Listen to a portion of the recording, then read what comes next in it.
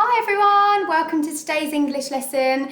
Please make a start by writing today's date and title into your book so that we're ready to go with today's lesson. Remember, if you need a bit more time to do that, you can pause the video here. Okay, so we're going to start today's lesson by reading another fable. Now, this is a fable that is a really well-known one, so you probably have heard of it before. It's called The Boy Who Cried Wolf. So we're going to have a read of the fable, and then we're going to have a think about what lesson it is trying to teach us. So, once, long ago, there was a mischievous boy who looked after some sheep near a village. The boy was often bored, and so one day he decided to play a trick on the villagers. "Wolf! Wolf!" he shouted loudly.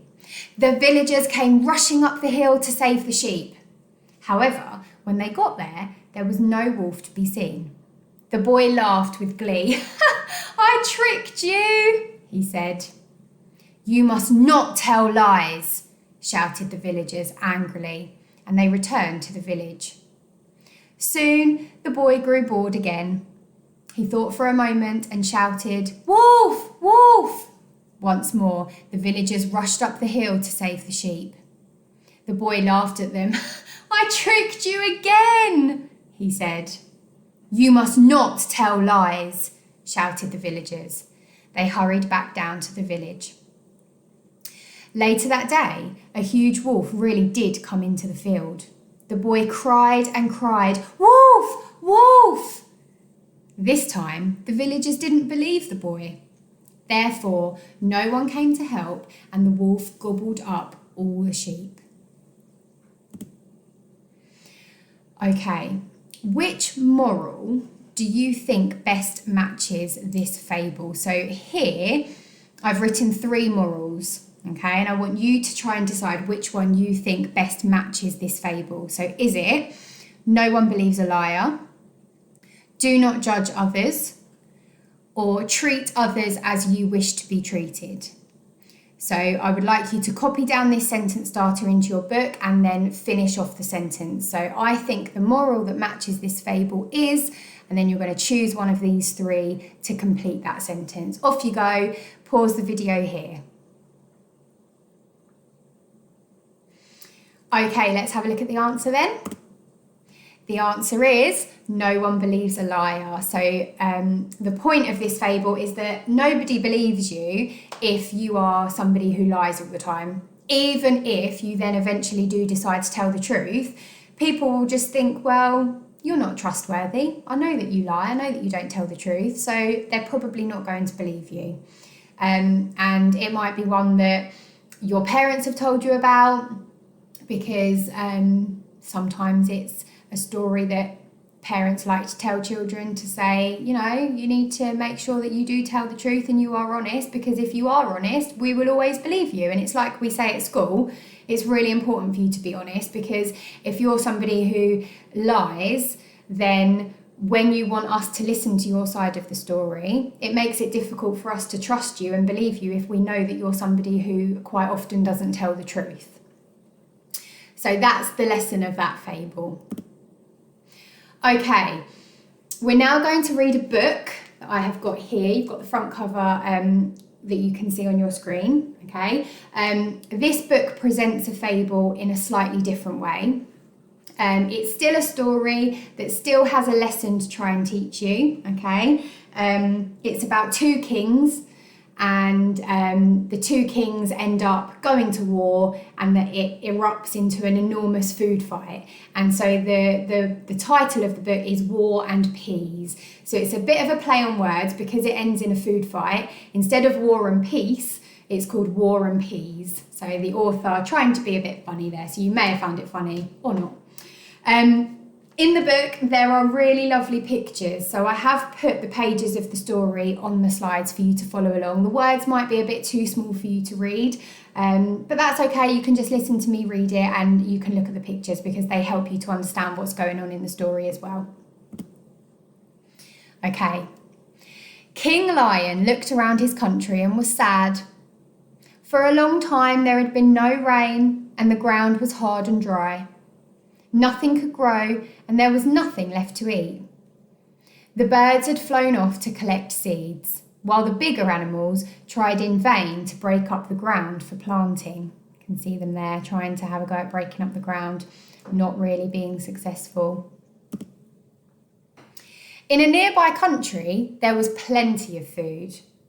King Lion told his people he would have to ask their rich neighbour for help. He set off, taking with him the Minister for Food, who worked in a grocery shop. It was a long journey, and the lion told the young grocer stories about the days when their country stretched across the world and the animals roamed through the forest and across broad grasslands. At last, they saw in the distance the hills of the neighbouring kingdom. There it is over there. As they approached the city, they were much impressed by the richness of everything. "Surely they have more than they need," said the grocer hopefully. "I would think so, for a country down the road that's got no food. Look at this, look at all this cake and everything they've got here in this country. Surely the king of this country is going to help them out." Suddenly, the lion and the grocer were seized by guards and taken to the main square. Seized means captured. So they were captured by guards. You can see them down here. Guards at all angles. And there, with all his portly courtiers, was the fattest king they had ever seen. "What do you animals mean by trespassing in my country?" roared the fat king. "Sire, I am a king like yourself," began the lion. "Never!" yelled the fat king. "You are too thin to be a king. Lock them up." "We only came to ask for extra food you might have," said the grocer nervously. "Our people are starving." "Beggars, are you?" shouted the fat king. "Why should we go to the bother of sending you food? It's too much trouble." "We'd be glad to come and get it," said the lion. "Robbers!" bellowed the fat king. "Arrest them! Now they've given me indigestion." Oh dear, that fat king's not a very nice fellow, is he? The lion and the grocer struggled free. They leapt on their bicycles and pedalled away as fast as they could go. Behind them was the entire fat army. But the soldiers were too fat. The men in the tanks were so big that the drivers had no elbow room and couldn't steer properly. Tyres on the trucks burst under the weight, and the trucks trundled along on the wheel rims. And the cavalry was useless. The soldiers on the horses, oh my goodness, look what they've done to those poor horses. The fat army ploughed across the country after the lion and the grocer, followed by the fat king and trucks full of supplies for the fat soldiers. Look, they're bringing all their food with them to supply their fat soldiers, when really they could have just given some food to the poor country. Their progress was so slow that the lion and the grocer had plenty of time to sound the alarm. When the fat king, his army and his supply trucks arrived, the animals were ready for them. Before the fat soldiers could stop them, the animals had jumped on the supply trucks. The fat army was bombarded on all sides. Then the birds came back with hundreds of seeds. It began to rain.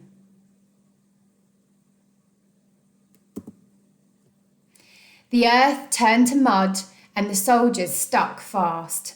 "Enough! Enough! We've had enough!" cried the fat king. "Help!" "Help yourself," said the lion, as a strawberry cream pie sailed through the air towards the fat king. "You went to great trouble to supply your army, but you would not bother to feed a hungry country." Then the lion looked at the defeated fat king and smiled. "But you have helped us after all," he said. "Just look at those fields. Your army trucks have dug up our land and now the seeds will grow. There will be plenty for everyone. "Brr," said the fat king. "Peace," said the lion. "No, no, no," groaned the fat king. "Don't mention peas ever." "Peace," repeated the lion. "Never heard of it," said the fat king. "What's the recipe?" The end. Okay, so as we know, that is a storybook, but it's also a fable because it's trying to teach us a lesson. It's thinking about the actions of the fat, greedy king. What do you think it's trying to teach you? Have a go, have a think at thinking about what that story is trying to teach you. Write your ideas down in your book so that when we talk about it on the next slide, you can see if you were along the right lines or not. So off you go, pause the video here. Okay. So the moral of this fable is there's enough to go around if we all share. So you've got the fat king in his country where they've got so much food, big cakes all around everywhere, and you've got the poor country with King Lion where they've got no food, and all the fat greedy king had to do was just share some of their supplies that they had with the poor country, and everybody would have had enough because they had more than enough. But instead he decided to go to war and was defeated. So that's the moral of the story. That's what this fable is trying to teach us all. Okay, now today's activity, so today's lesson is a reading focus. So the activity is going to be based around you being able to infer what a character is thinking and feeling. So we talk about this word in guided reading lessons, inferring, okay? And so hopefully you remember. If you don't, then don't worry, because when you have to infer something from a book, it means that the answer isn't written in the book. You can't go through the words of the book and find the answer. You have to come up with what you think the answer is, okay? So what we're going to do is we're going to do an activity where, we're going to do an activity where you have to think about what a character might be thinking and feeling in a certain situation, okay? So let's look at this one to start with. This picture here, okay? This is where the poor king, the lion king, meets the fat king. He's been seized by his guards and he's just asking him for some help. He's just saying, we don't have enough food, it hasn't rained, the land is rock solid, we can't grow anything. You've clearly got more than enough than you need, so please will you help us? And obviously the fat king is then saying, no, why would I do that? It's far too much trouble. So your job is to be thinking, what would be going through King Lion's mind at this point in the story? What do you think he is thinking and feeling? So there's a thought bubble coming from him. And what I would like you to do is I would like you to take on the character of King Lion, pretend you are him, and write a few sentences of what you think King Lion is thinking. So fill that speech bubble with King Lion's thoughts at this point in the story. So he's probably going to be thinking something along the lines of, why won't this king just give us the help we need? He's clearly got more than enough to go around for his country, and why can't he just share it with us? He might be thinking something along those lines, okay? So what I'd like you to do in your book, because obviously you haven't got these pictures, is if you just draw the thought bubble and just write King Lion, and then you can write inside the thought bubble what you think King Lion is thinking at this point in the story. On the next slide, I've done what I think he's thinking, okay? So I've done a waggle, what a good one looks like. So I want you to pause the video here, have a go at doing that now. and then unpause the video so you can then have a look at what I decided and you can see whether you're along the same lines as me or not. Okay, so off you go, pause the video here. Okay, let's have a look then at what I thought King Lion is thinking at this point in the story. So I've gone for, never in my life have I ever come across someone as rude and selfish as this so-called king. Look at him. How can you possibly be a king when you refuse to help others? So that's what I think is going through King Lion's mind at this very point in the story. Hopefully you had something that was along those lines, but I look forward to seeing it on Seesaw. Let's have a look at the next picture. Okay, so this one, I've gone for a bit of a funny one. This one of the Fat King's soldiers trying desperately to chase after the Lion King and his grocer, but obviously has been unsuccessful. What do you think is going through this character's mind right now at this point in the story? What do you think he would be thinking to himself? And I would like you to fill it in the thought bubble. So underneath the one you've just done, you can just do a new thought bubble and you can write that in there. You don't have to worry. If you want to try and draw the picture, you can by all means try and draw the picture, but you don't have to. You can just do the thought bubble. Okay, off you go.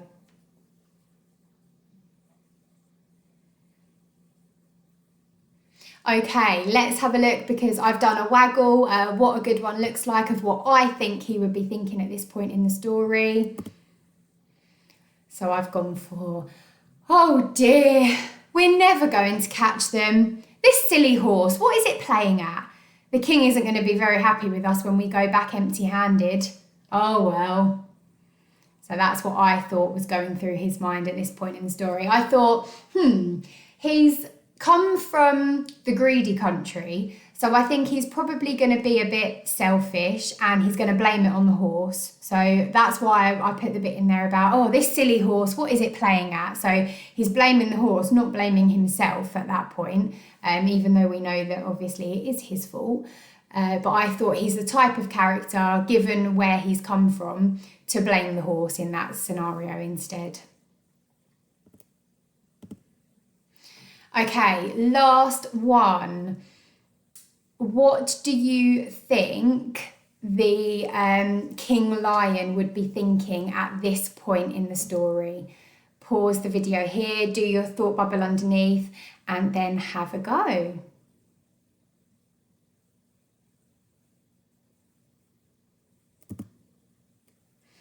Okay, so I've gone for, they're getting what they deserve. How dare they refuse to help out a country in need? They had so much spare food, but were still too selfish to share. This'll teach them, just as he's about to throw that cake across.